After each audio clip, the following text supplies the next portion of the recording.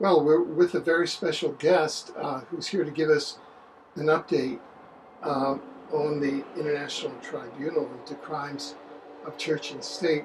Welcome, Kevin. Thanks, Alfred. Now, you've now had a significant action happen in Rome and in Italy on September 22nd. Could you tell us more about that? Well, it's been planned for a whole number of months. It was called a spiritual reclamation, and what it consisted of was 9 spiritual elders from different countries who actually had a closed ceremony within about a kilometer of the Vatican. It wasn't publicly announced, the location or anything, because they probably all would have been arrested, as happened before when indigenous elders came to the Vatican a few years ago. But they held a ceremony, and it was very interesting because it wasn't simply the indigenous people who were there. It was also a couple of former Catholic priests from Ireland.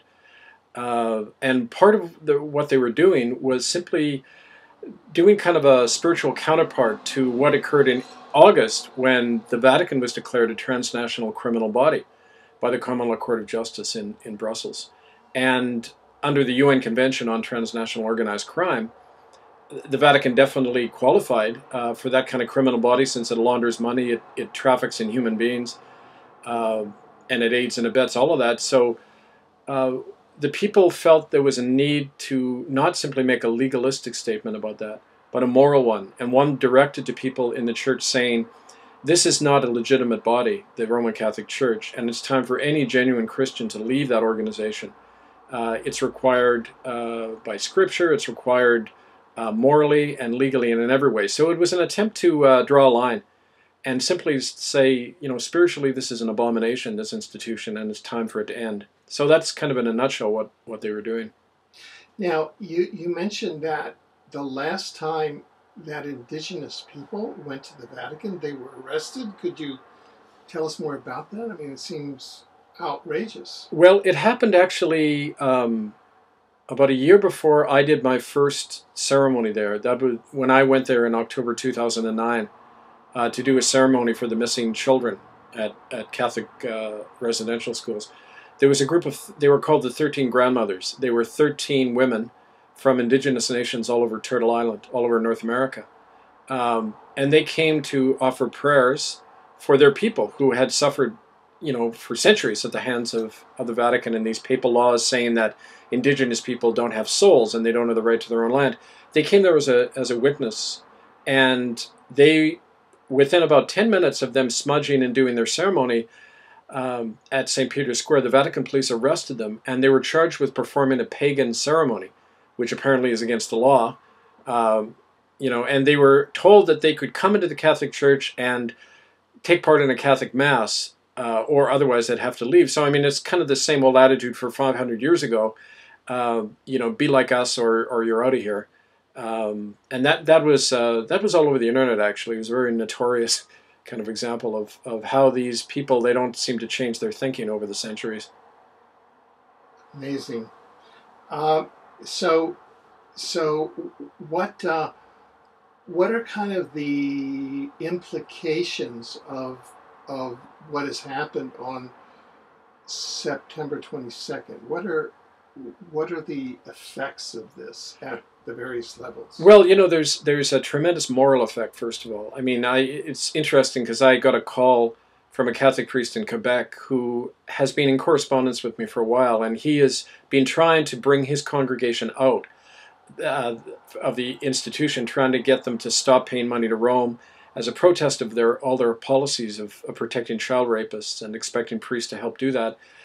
He told me the other day that this frees them to operate as a congregation. They don't. He said the way he put it is, we've had to wean ourselves over the years from any notion that Rome is somehow equated with our faith. One can be a Christian without having anything to do with the papacy, and even Catholics now are making statements about that. The 2 priests who were there from Ireland are members of something called Not in Our Name, which was set up in Dublin last year.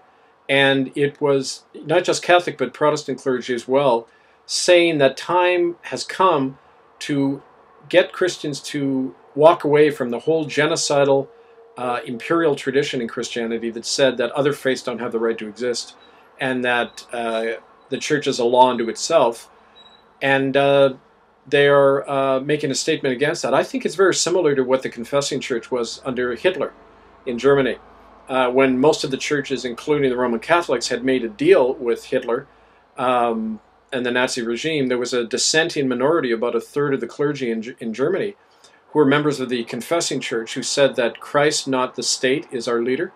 And when the state is violating human rights and the life of a human being, then we are disavowed from any allegiance to it. Similarly, they're saying the same thing now about the Vatican, which, after all, is the oldest state in the world, and has really shown in practice that it has nothing to do with the teachings of Christ.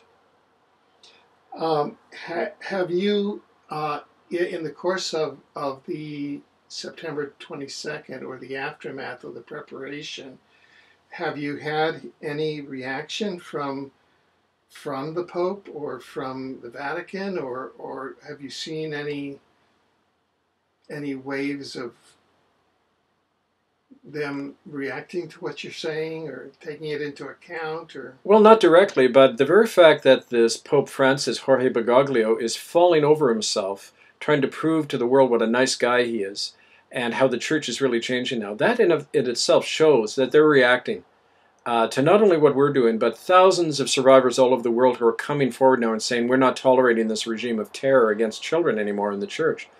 The fact that the top cardinal Rome, Tarcisio Bertone, and the previous Pope, Ratzinger, both stepped down while in office, unprecedented historically. Those are all obvious steps that they're examples that they're reacting to what is coming out. And but more specifically,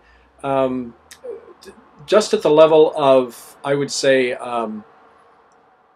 responses we're getting from clergy within the Catholic Church. For example, in Ontario, where a whole number of people in the Six Nations Confederacy are working with us, they've actually been approached. The Mohawks, and I won't say what part of the province, but it's the Mohawks in Ontario, who've actually been struggling for a number of years to get the church to help them repatriate the remains of these children who died in these Indian boarding schools. They are beginning to get responses for the first time from a couple of the Anglican and Catholic bishops in Ontario. Now, this doesn't mean the church is responding. It means that they know their backs are to the wall. And an example of the response I'm talking about is the Bishop Bob Bennett in London, Ontario. He's the Church of England bishop. And, in practice, there's no difference between the Church of England and the Vatican. They're the same animal. But he has been sitting on evidence in the Huron Diocese that children were deliberately killed and then the burial sites covered up and destroyed at the Mohawk Residential School, the oldest one in Canada, in Brantford, Ontario. He finally admitted to the Mohawks that, yes, the records are there, but he's under church law and orders from London, this is the Archbishop of Canterbury and the Crown of England, direct orders not to disclose that information. So it's very amazing that a bishop of the Church of England would acknowledge that he's breaking the law, that he's obstructing justice openly. They wouldn't feel pressure to do that unless they knew that they were, they were under a lot of exposure. So, I mean, I think those are little examples, well, maybe not so little, that this is having an enormous impact. And on the ground, we just, the number of people coming forward now with more evidence, stories. 2 weeks ago, I was called by a group of Cree Indians in Saskatchewan, and they said a group of pipe fitters at a residential school in southern Saskatchewan just unearthed 30 small skeletons at a United Church residential school on the grounds of that former school. Ironically, that was the very same week that the government spin operation, the Truth and Reconciliation Commission, is winding up. And the head of it, Murray Sinclair, made the statement that they've had no comments or disclosures from anybody about children who died in residential schools the same week that these skeletons are discovered. They've had $68 million to do this investigation. Not one grave has been unearthed by them. And in fact, Murray Sinclair himself has turned off the microphone at TRC gatherings where Native people began to speak about burial sites. So, I mean, that on all these different levels, it shows you that in Canada, in Rome, these are desperate measures by people who know that the evidence and the truth is against them, and really it's just a matter of time before their whole deck of cards comes tumbling down, I think. Well, also now it seems that you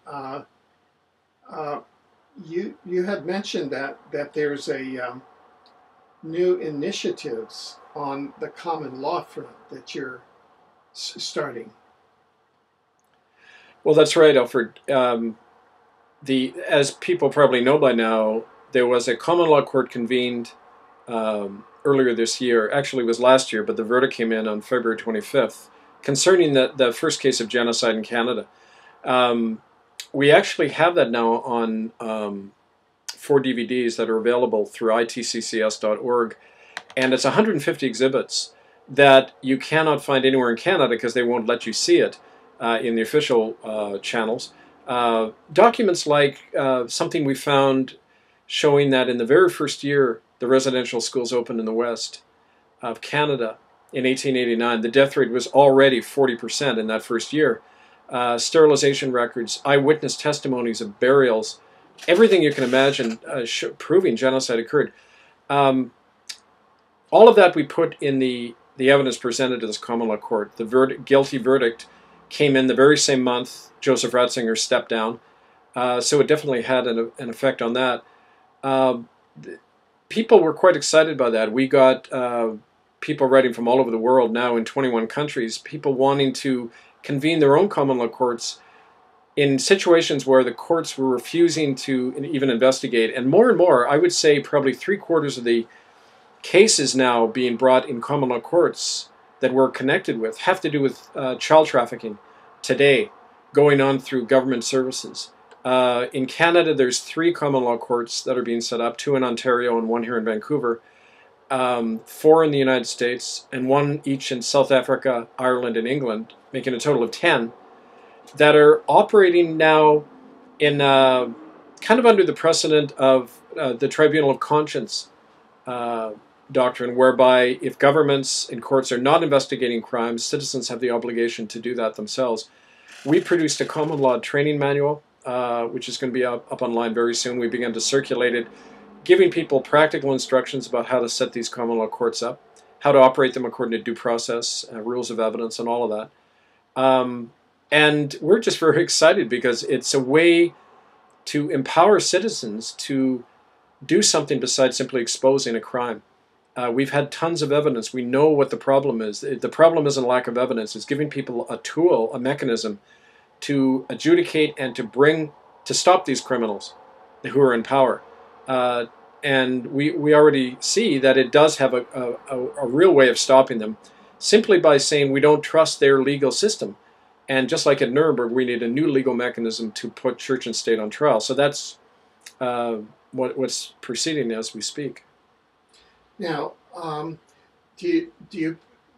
do these common law courts, or do you at the International Tribunal plan to go forward, for example, with the discovery of the 33 skeletons in Saskatchewan at the residential school run by the United Church, was it? Yes, absolutely we do. And don't forget already that the verdict in the first case was that the Catholic, Anglican, and United Churches of Canada are criminal bodies. They planned and committed genocide. They're responsible for the disappearance of over 50,000 children over a century. They've obstructed justice, destroyed documents, in every way engaged in crimes against humanity. So these organizations are disestablished, and the Crown of England itself doesn't really have lawful authority in Canada since it's operating in a criminal manner. So with that precedent in mind, there's a lot of basis now for citizens to convene their own common law courts in the communities. In fact, we're working with some Cree people in Saskatchewan to do just that. And even though we've already had 1 case dealing with these mass graves near residential schools, there's over 28, we've documented 28 sites in Canada where children are buried, where the RCMP have either gone in and destroyed the evidence or have ignored it altogether and harassed those who were trying to bring out the truth. And we had an unfortunate case of that. One of our members, a very key activist in Manitoba, Peter Yellowquill of the Anishinaabe Ojibwe Nation, he's also disappeared. He was key in bringing out evidence that there were burial sites at the Brandon and Portage La Prairie residential schools. His son was killed in a home invasion on the reservation by a gang that hasn't been identified, and then he went into hiding. So, I mean, this is what happens if you're an Aboriginal person on the ground. Your life is at stake if you come out forward and start naming these crimes. So that's one of the reasons we're setting up the structure of a court, to provide evidence, to swear in common law peace officers and sheriffs to give protection and to enforce these verdicts and the warrants. Because there's so many of these graves across the country, there will definitely be new cases brought to bear involving these children who were buried. Not just buried, but in many cases incinerated. There are eyewitnesses who saw babies' remains incinerated in the school ovens, furnaces. We have those eyewitnesses on film describing that. So, yeah, this case is going to carry on. It isn't resolved simply because of that first case we had. There's going to be a whole series of these things starting across Canada and hopefully in the United States as well, where we also are working. Now the United Church has been particularly adamant in denying that they were involved in any genocide or in any wrongdoing against any Indigenous children at the residential schools. Is this the first major find against at a residential school run by the United Church, that is the 33 skeletons at the Saskatchewan site? No, as a matter of fact, the very first school that was ever mentioned as the site where children were killed was a United Church school in Port Alberni. I see. The year I was fired as a minister there in 1995, people came to me with stories that they saw burials at the United Church school there. Subsequently, at our first UN-affiliated tribunal we held in Vancouver in 1998 during the summer, several people came forward who had taken part in the burial of children behind the school in the hills at the Alberni Residential School. Well, another thing, Alfred, you were talking about the United Church residential schools in Canada and their complicity in the disappearance of children. A notorious case that everybody needs to know about involves this little girl, Vicky Stewart. Now, on April 14th, 1958, she was playing at the Edmonton Residential School in the playground, and they were called in from recess. The matron, a woman called Ann Kaniski, an employee of the United Church, thought that Vicky was moving too slow, so she took a 2x4 and she started whacking all the kids, and she hit Vicky right on the back of her head, and the girl fell down and was unconscious, and the kids dragged her in.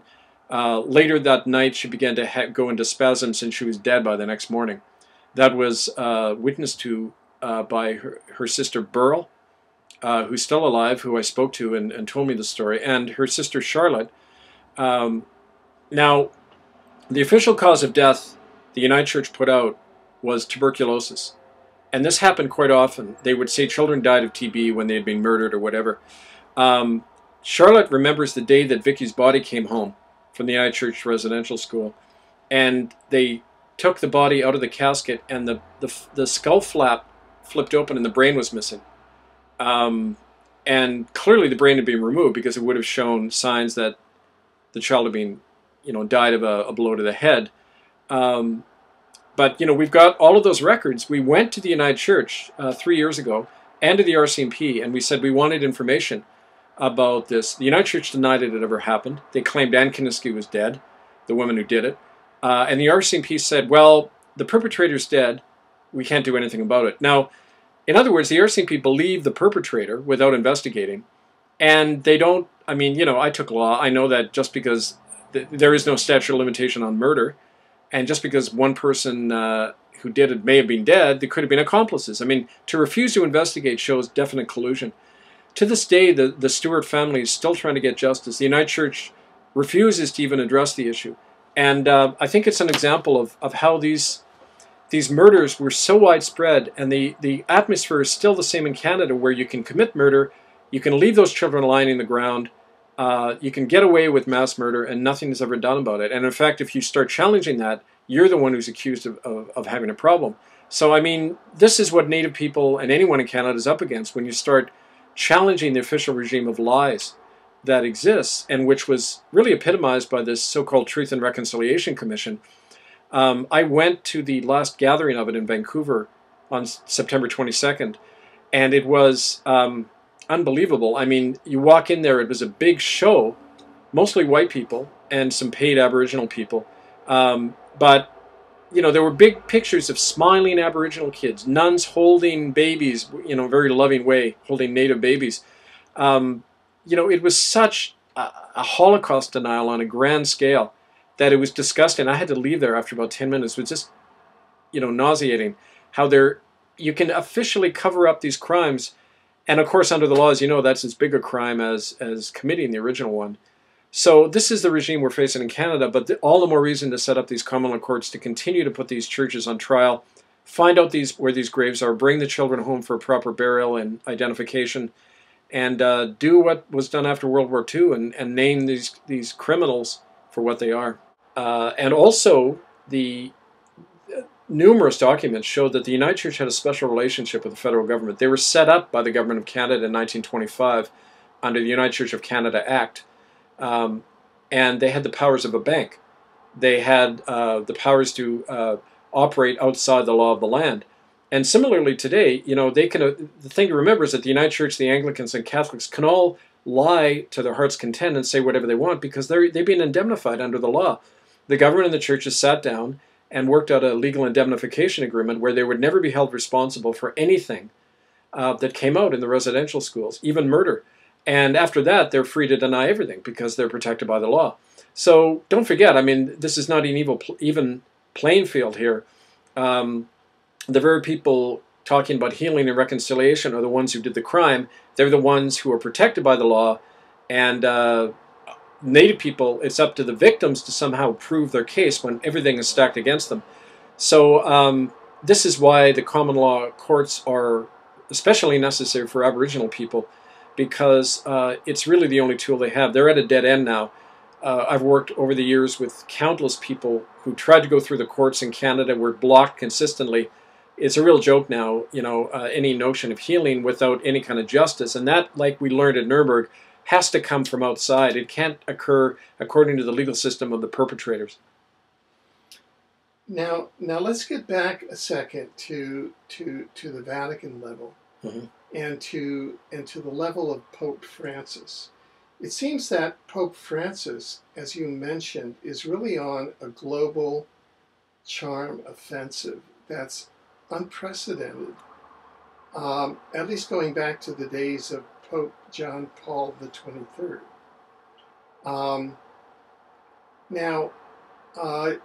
There was a recent interview of his, front page interview in America, which is the Jesuit magazine.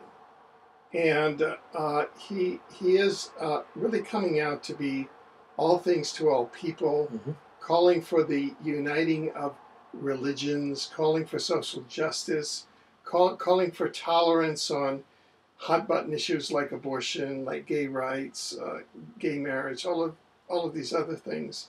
He won't go for the ordination of women, but he's still trying to stretch it there. First question, do you think that he's a candidate for going along with what you all have called for, and many have called for, the disestablishment of the Vatican, that is, separation of church and state by the Vatican? No, he's not going to go that far, because that would be to undermine the very basis of their corporation. But you don't forget, he's doing what any Jesuit is trained to do, and you know it says that in their secret oath, that you will be all things to all people. You will be a reformer to the reformers. You'll be a humanist to humanists, in order to dissimulate and destroy all enemies of Rome. Now, if he would like to come forward and say, I have never taken that secret oath, I am disestablishing the Vatican Bank, we're handing out all our money to the poor, there's no more policy of tolerating child rapists, I'd say, well, maybe, and if those things actually happened, then would say, well, maybe they're sincere. But don't forget, this is all at the level of rhetoric. The very same man, Jorge Bergoglio, Pope Francis, who's talking that talk, is doing exactly the opposite in practice. On July 11th, he issued an apostolic letter which said two things, basically. First of all, any leakage of information from the Vatican is now a criminal offense under canon law. That means if you're an honest priest, you disclose child rape, you can go into a Vatican prison. Not exactly the action of a reformer. Also, he is bringing international law under the control of canon law. He said that the conventions on the rights of the child, the Genocide Convention, all of those, international conventions will now be applied by the church. So in other words, they can only be applied among Catholics through church courts, not through international bodies. It's a way to undermine any form of legal system outside canon law. So, that was put behind a mask of a lot of reform talk, and unfortunately a lot of people are taken in by that, because don't forget, any good propagandist knows you have to tell people what they need to hear. And he is telling the world what they need to hear now. In many ways, I think his predecessor, Joseph Ratzinger, was deliberately demonized in order to, take the heat, because the natural psychological response after somebody like that is to say, well, we can only go up now, we can only get better, and so he's fulfilling the people's need for that by saying all the right words. But the structure is intact. Don't forget, he's a figurehead. The Pope has no ultimate power. It's the College of Cardinals, it's the Curia and their financial backers that are the real power there.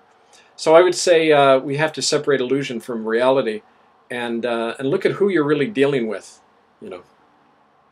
Now, just in terms of the tactics and strategy that the Vatican uses, you had mentioned that there was one person who was going to be involved in the September 22nd events, who suddenly has gone missing, and I wonder if you could speak to that. Francesco Zanardi is a survivor of priestly child rape in Italy. He's the head of a group called Rete Lebuso in Genoa, and I spoke at a conference with him on May 23rd in Genoa. He had said to me, the very first thing he said to me when we sat down is, "I'm a dead man walking." And he said that because one of the people he had named, and he'd even carried pictures of this man in protests outside the Vatican and been arrested for it, Cardinal Calcagno, who's now one of the top officer in the Vatican Bank. Calcagno protected the priest who raped Francesco as a young boy in the 1980s.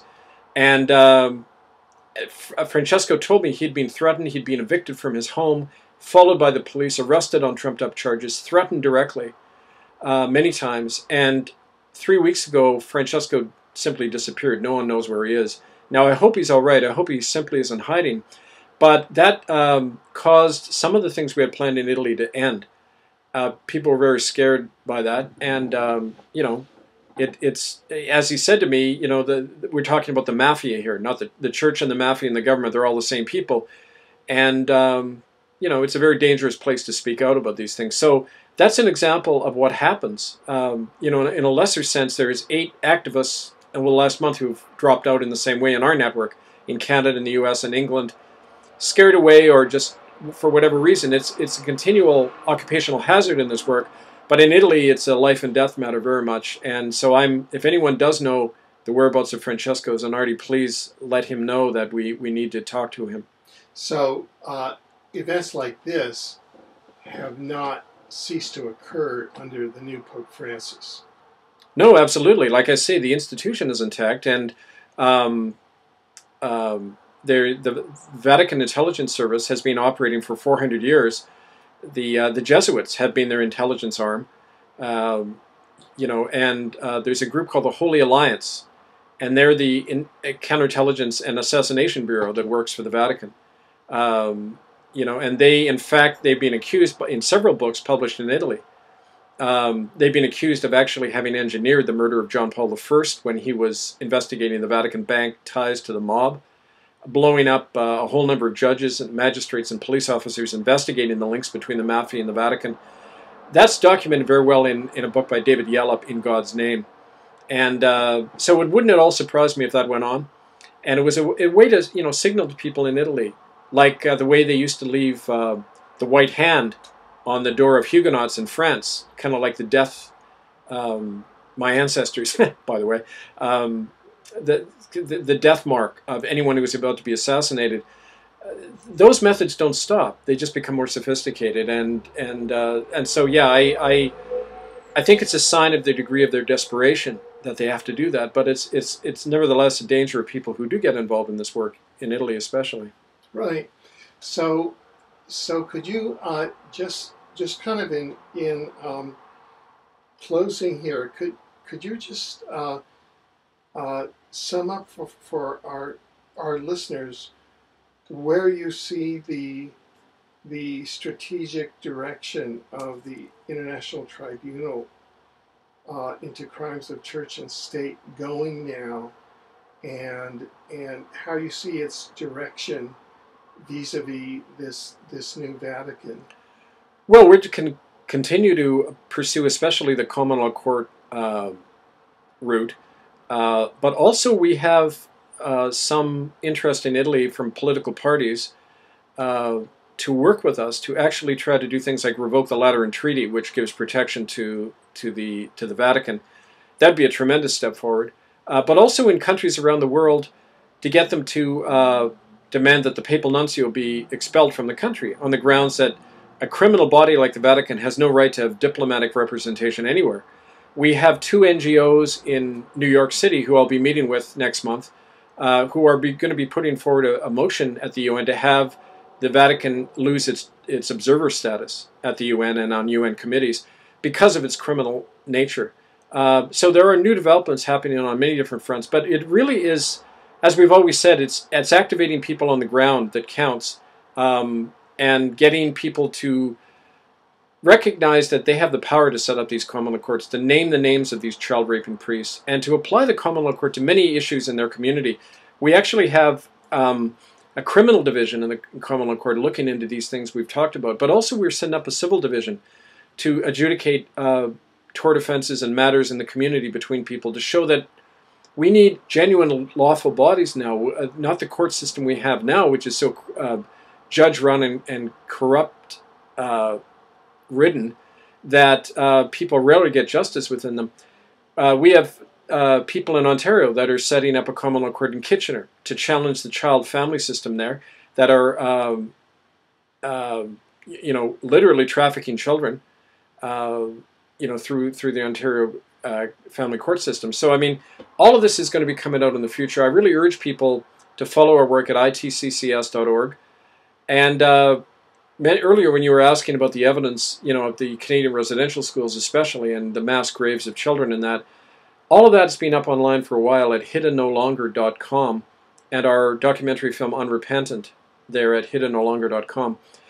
Strategically, I'd say this is reaching a global level now, and it's having an effect where even politicians are beginning to respond, and this can only increase in the future. So I would say to everybody, take responsibility now. This is the time to strike, and we need everybody involved in this. So again, itccs.org. You can contact me, hiddenfromhistory1@gmail.com. Well, we certainly want to thank you for updating us, and we look forward to your coming onto the program again in the future as things develop. Thank you, Alfred. I look forward to that, and we'll be giving you more updates soon. Thank you. Excellent. Thank you.